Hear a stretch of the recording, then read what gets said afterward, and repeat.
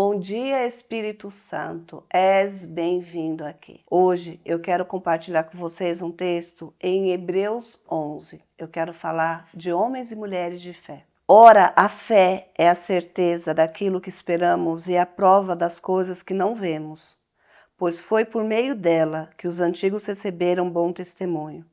Pela fé, entendemos que o universo foi formado pela palavra de Deus, de modo que aquilo que se vê não foi feito do que é visível. Pela fé, Abel ofereceu a Deus um sacrifício superior ao de Caim. Pela fé, ele foi reconhecido como justo, quando Deus aprovou as suas ofertas. Embora esteja morto, por meio da fé, ainda fala. Pela fé, Enoque foi arrebatado, de modo que não experimentou a morte. E já não foi encontrado porque Deus o havia arrebatado. Pois antes de ser arrebatado, recebeu o testemunho de que tinha agradado a Deus. Sem fé é impossível agradar a Deus, pois quem dele se aproxima precisa crer que ele existe e que recompensa aqueles que o buscam. Pela fé, Noé, quando avisado a respeito das coisas que ainda nem se viam, movido por santo temor, construiu uma arca para salvar sua família. Por meio da fé, ele condenou o mundo e trouxe-se herdeiro da justiça, que é segundo a fé. Pela fé, Abraão, quando chamado, obedeceu e dirigiu-se a um lugar que mais tarde receberia como herança, embora não soubesse para onde estava indo. Pela fé, peregrinou na terra prometida, como se estivesse em terra estranha. Viveu em tendas, bem como Isaque e Jacó, os herdeiros da mesma promessa, pois ele esperava a cidade que tem alicerces, cujo arquiteto é edificador e Deus. Pela fé, Abraão e também a própria Sara, apesar de estéril e avançada em idade, recebeu o poder para gerar um filho, porque considerou fiel aquele que lhe havia feito a promessa.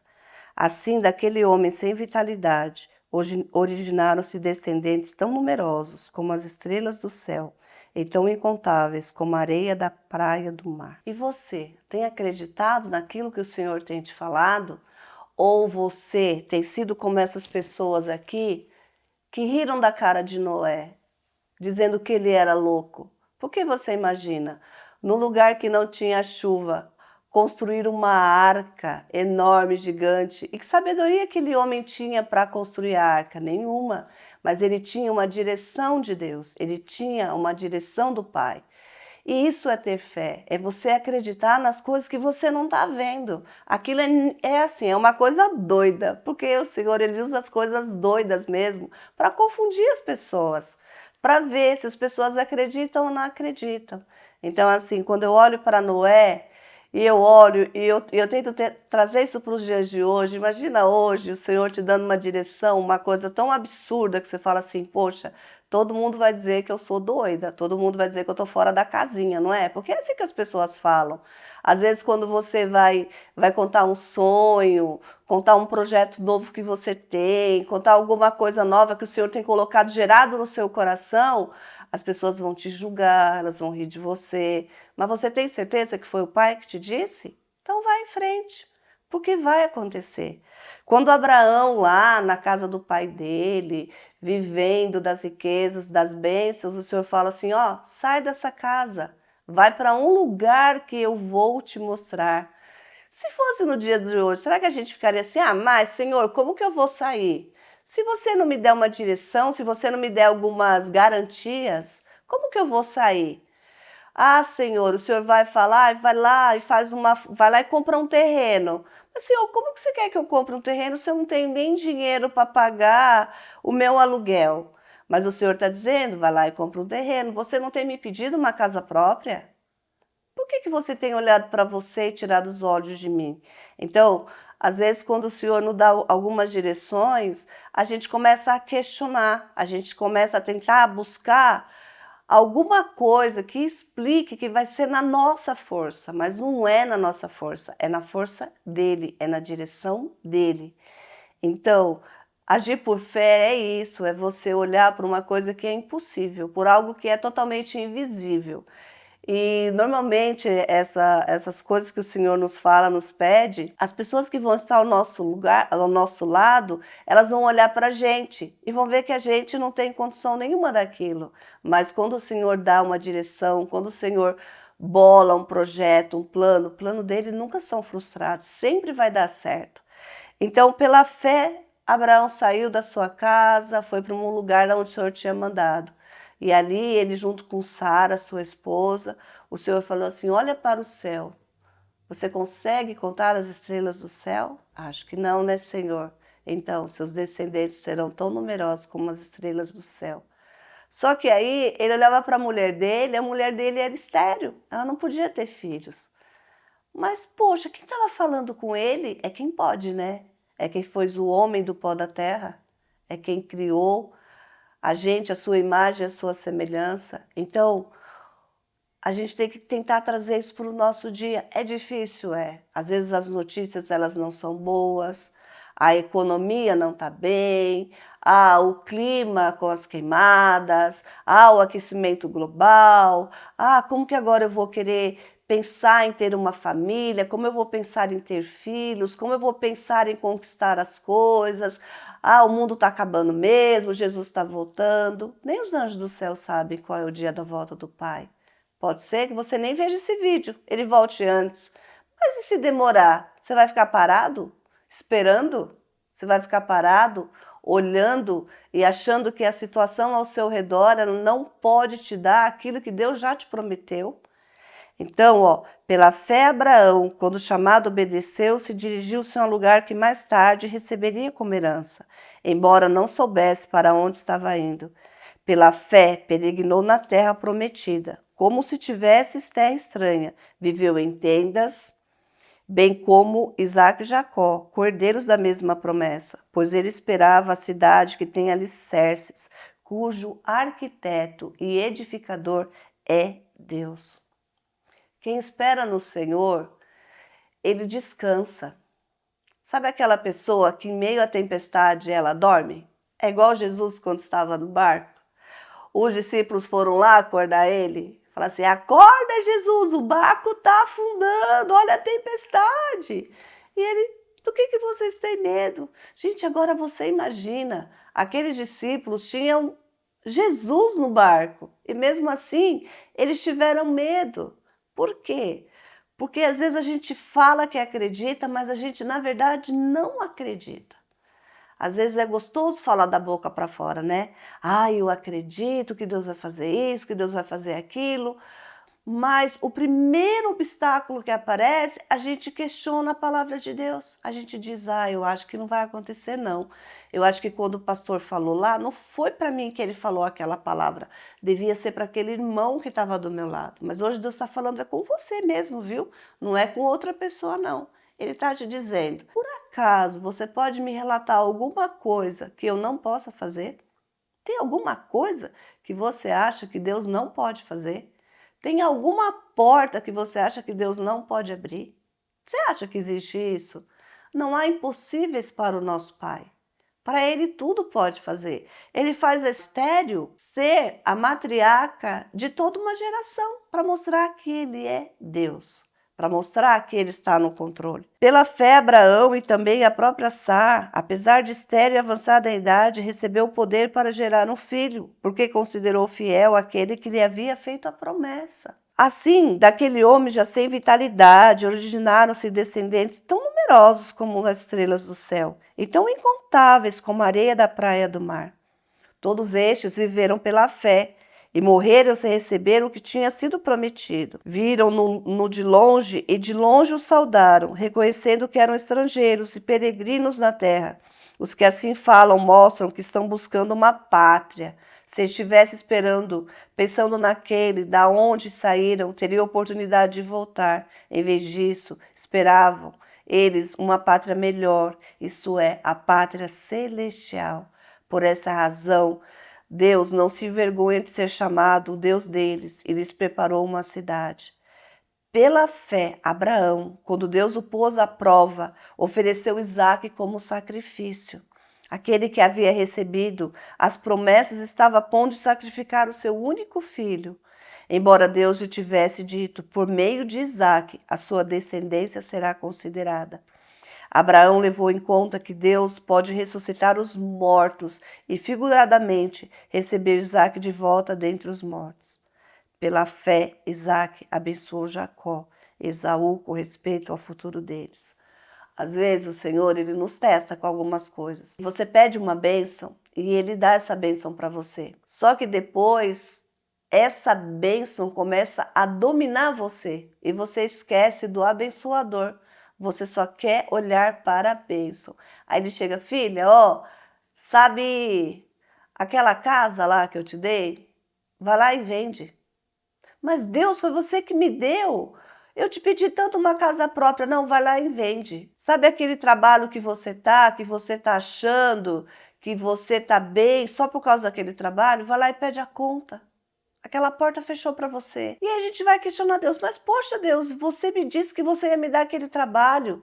Mas às vezes Ele faz isso para provar o nosso coração. Para ver se o nosso coração está nas coisas materiais ou ele está nele. Se a gente vive a nossa vida em busca de riquezas ou se a gente vive a nossa vida em busca do dono da riqueza. Às vezes a gente se perde meio na jornada, quando a gente começa a dar mais valor a coisas do que a pessoas, mais valor a coisas do que a sentimentos, mais valor a coisas do que a Deus.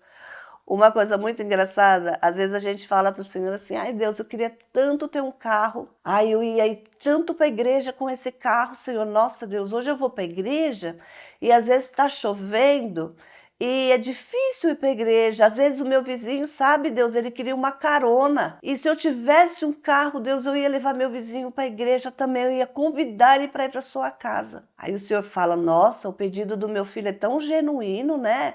Ele quer ser abençoado e ele quer abençoar as pessoas que estão ao lado dele também. E aí o Senhor vai te dar o carro. Aí o que você faz? Ai, esposa, vamos para a praia no domingo tomar um sol? Mas a esposa vira e fala, mas marido, hoje não é dia da Santa Ceia. Ah, não tem problema não, a gente tomou a Santa Ceia no mês passado. Que problema teria a gente não tomar a Santa Ceia esse mês? E aí ele vai para a praia e ele deixa de ir para a igreja. E às vezes do lado da casa dele tem uma vizinha que tá às vezes passando mal à noite, tá gerando um filho, tá para ganhar, aí bate lá na porta dele. Fulano, a minha esposa tá dando à luz. Será que você podia nos ajudar? A gente não tem um carro. Será que você podia levar a minha esposa para a maternidade? Ah, mas você já tentou pedir um Uber? Ah, o Uber hoje é tão barato. Moço, é tão fácil de pedir um Uber. E aí o Senhor fica olhando lá do céu e fala assim, poxa vida, ele me disse que ele queria um carro para ir me cultuar. E ele me disse que ele queria um carro para poder abençoar as pessoas que estão à volta dele. E agora ele vai para a praia, ele vai nos passeios, mas ele não vai na minha casa. Uma mulher precisa dele e ele fala, será que não tem um Uber? Será que a gente às vezes não tem feito isso com as coisas que o Senhor tem nos dado? A gente tem pegado dessas coisas e feito de coisas Deus? Será que a gente não tem idolatrado bens materiais e deixado de valorizar o nosso Pai? Será que a gente às vezes não deixa o Senhor sempre em segundo plano, como se a gente pegasse Deus e falasse assim, ó Deus, de segunda até domingo de manhã você fica guardadinho aí dentro, quando for no domingo eu te tiro para a gente ir junto lá na sua casa? Será que é isso que a gente tem feito com Deus? Será que tem esquecido que viver Deus, viver as coisas de Deus é 24 horas por dia? É desde a hora que você levanta até a hora que você vai deitar. Viver as coisas de Deus é estar conectada com Ele, vivendo a sua grandeza, a sua magnitude a cada momento, a cada segundo, mostrando para Ele o quanto nós dependemos dEle, nós dependemos da sua presença, do seu cuidado na nossa vida. Será que isso é agir por fé? Agir pela presença do Senhor?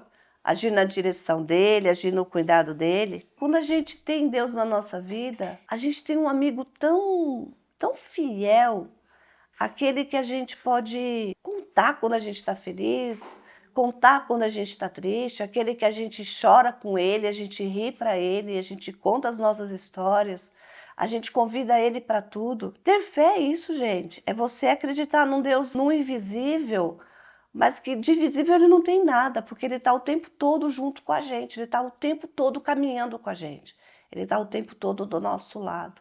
Então, quando o Senhor às vezes nos dá a direção tão extraordinárias, é Ele mostrando e pondo a nossa fé à prova. Ele fala tanto que acredita em mim, mas no momento da dificuldade, às vezes Ele é o último que a gente corre para Ele. A gente corre para tantas coisas e a gente não coloca Deus em primeiro lugar. E Deus na nossa vida, Ele tem que ser o centro.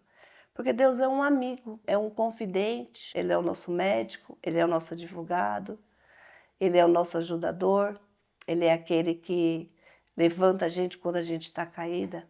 E Ele é aquele que celebra quando a gente conquista também. E pela fé, Jacó, à beira da morte, abençoou cada um dos seus filhos, de José, e adorou a Deus, apoiado na extremidade do seu bordão. Pela fé, José, no fim da vida, fez menção do êxodo dos israelitas do Egito e deu instruções acerca dos seus próprios ossos. Pela fé, Moisés, recém-nascido, foi escondido durante 3 meses por seus pais, pois estes viram que ele não era uma criança comum e não temeram o decreto do rei. Você sabia que quando Moisés nasceu, naquela época, o faraó tinha colocado um decreto que todos os meninos que nascessem deviam ser jogados no Nilo. Mas a mãe dele não acreditou naquele decreto. Ela falou, não, eu vou gerar filhos, eu serei uma mãe. Eu não vou olhar para o que o faraó disse, eu vou olhar para o que o meu Deus disse. E ela, mesmo em meio ao medo, ela gerou. E quando aquele menino nasceu, ela sabia que aquele menino tinha sobre a cabeça dele uma sentença. Mas ela falou, não, essa sentença de morte vai se transformar em uma sentença de vida, pois eu sei em quem eu creio. E ela vai, esconde aquela criança, ela cuida dela durante 3 meses, mas a criança vai crescendo e às vezes o menino chora. E ela falou, soldados vão ouvir meu filho chorando, e agora o que que eu faço? Aí o Senhor falou, entrega. E ela vai, pega um cesto de betume, o cesto de vime betuma todo esse cesto e coloca no rio Nilo. O rio, aonde era o rio da morte, porque ali eram jogadas as crianças, os meninos que nasciam. Mas ela falou, não, esse rio, que é o rio que traz morte, para o meu filho ele vai ser um rio que vai trazer vida. E ele coloca, e a sua irmã vai de longe olhando. Mal sabia Joquebede que tinha uma princesa lá esperando por aquele cesto. Porque o nosso Deus é assim. Ele coloca as pessoas certas no lugar certo, na hora certa. E aquela princesa vê aquela criança chorando e ela ora e fala, ela é das hebreias. Mas ela não era filha do faraó? Ela não sabia que sobre as hebreias tinha uma maldição, que todo menino tinha que morrer? Mas não, o Senhor colocou amor no coração dela e ela cuidou daquele menino. Olha que coisa extraordinária. Aquela mãe, Joquebede, que ficou durante 3 meses escondendo aquele menino, quando aquele menino vem a público, ela foi tão abençoada que ela começou a receber um salário para cuidar do próprio filho. Olha que Deus extraordinário. Ele fala, olha, como você acreditou, como você não olhou para as coisas, você realizou um sonho seu, que era um sonho meu também, eu vou te honrar. Então você vai receber para cuidar do seu próprio filho. E aquele menino, ele era guardado, porque todo mundo sabia que ele seria filho da filha de Faraó. Então, sabia que Joquebede estava cuidando daquela criança para a própria princesa.